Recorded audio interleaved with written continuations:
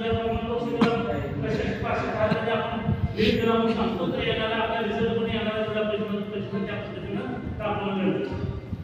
कारण आता खरी तर ताकद मोहोळ तालुक्यामध्ये सर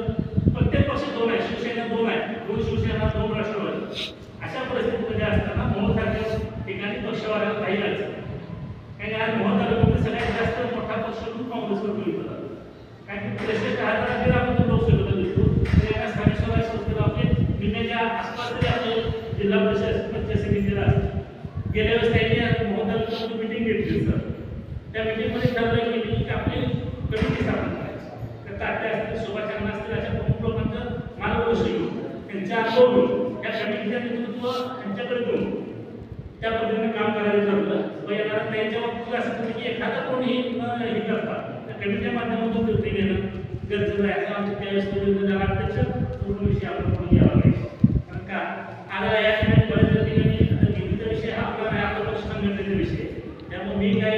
या गोष्टी सुचू शकत नाही पण ताईच्या बाबतीत सांगायचं म्हटलं तर ताई ह्या कोणाच्या माध्यमातून काम करणारे नेतृत्व नाही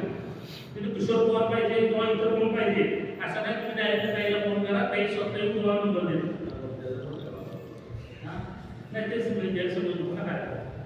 डायरेक्ट जावं ताईशी संपर्क करायचा फोन करायचा डायरेक्ट तुमचे दाखल घेत नाही